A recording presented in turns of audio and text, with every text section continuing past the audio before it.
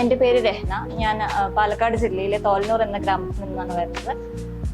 ഞാൻ 2022 BSc mathematics government Victoria കോളേജിൽ നിന്നാണ് ഗ്രാജുവേറ്റ് ആയത്. അതിനുശേഷം ഒരു ജോലി എന്ന ലക്ഷ്യം ആയിരുന്നു എൻ്റെ മുന്നിൽ.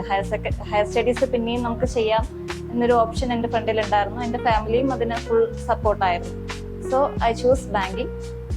ബാങ്കിങ്ങിലേക്ക് ഇറങ്ങാൻ നിന്നപ്പം നല്ലൊരു ഇൻസ്റ്റിറ്റ്യൂഷനിൽ തന്നെ പോയി പഠിക്കണം എന്ന് ആഗ്രഹം ഉണ്ടായിരുന്നു. കാരണം വീട്ടിലിരുന്ന് കഴിഞ്ഞാൽ ആ ഒരു അറ്റ്മോസ്ഫിയർ കിട്ടില്ല എന്ന് എനിക്ക് തോന്നി.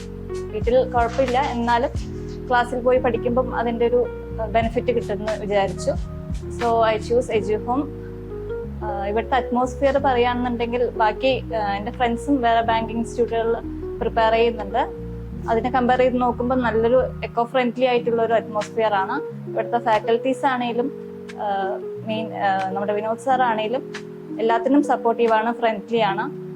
അപ്പം അത് എൻ്റെ വീക്കായിട്ടുള്ള പോയിന്റ്സ് എല്ലാം ഓവർകം ചെയ്ത് സ്ട്രോങ് ആക്കാനും അവരെന്നെ ഒരുപാട് ഹെൽപ്പ് ചെയ്തിട്ടുണ്ട്. ഡെയിലിയുള്ള മോക്ക് സെഷൻസ്, അതുപോലെ അതിൻ്റെ അനാലിസിസ് എല്ലാം ഒരുപാട് മാർക്സ് ഇംപ്രൂവ് ചെയ്യാൻ സഹായിച്ചിട്ടുണ്ട്. എൻ്റെ ബേസിക്സ് എല്ലാം സ്ട്രോങ് ആയത് എഡ്യൂഹോമിലെ ഫാക്കൽറ്റീസിൻ്റെ ഹെൽപ്പോടുകൂടി തന്നെയാണ്. ഇല്ലെങ്കിൽ എനിക്ക് ഇത്രയും പെട്ടെന്ന് ക്ലിയർ ചെയ്യാൻ പറ്റില്ലായിരുന്നു. ഓൾവേസ് അവരുടെ മോട്ടിവേഷനും ഇതൊക്കെ തന്നെയാണ് എന്നെ മുന്നിലേക്ക് നയിച്ചത്. ഫ്യൂച്ചർ ആസ്പിറൻസിന് വേണ്ടി പറയുകയാണെന്നുണ്ടെങ്കിൽ നമ്മൾ കൺസിസ്റ്റൻ്റ് ആയി ഡിറ്റർമിനേഷനോടുകൂടി ഇരുന്ന് കഴിഞ്ഞാൽ നമുക്ക് ഉറപ്പായും കിട്ടുന്നൊരു ജോബ് തന്നെയാണ് ഈ ബാങ്കിങ് ഇൻഡസ്ട്രി എന്ന് പറയുന്നത്. ഞാനിപ്പം സെൻട്രൽ ബാങ്ക് ഓഫ് ഇന്ത്യയിലെ പ്രൊബേഷണറി ഓഫീസറായിട്ട് ക്ലിയർ ചെയ്തിരിക്കുന്നത്. മെയിൻസ് കഴിഞ്ഞപ്പോഴും എനിക്ക് ഇൻ്റർവ്യൂവിന് എങ്ങനെ പ്രിപ്പയർ ചെയ്യണമെന്ന് അറിയില്ലായിരുന്നു.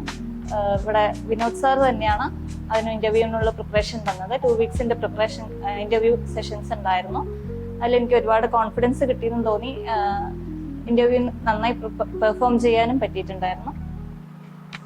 അപ്പം ഇനിയുള്ള ആസ്പിറൻസിന് എനിക്ക് പറയാനുള്ളത്, നമ്മൾ ഡെഡിക്കേറ്റഡ് ആയിട്ട് ഇരിക്കുകയാണെന്നുണ്ടെങ്കിൽ പിന്നെ ഫ്യൂ ടൈം തന്നെ നമുക്ക് ഒരു ഗവൺമെന്റ് ജോബ്, സെക്യൂർഡ് ആയിട്ടുള്ളൊരു ഗവൺമെന്റ് ജോബ് ക്രാക്ക് ചെയ്യാൻ പറ്റും. Wish you all the best. Thank you.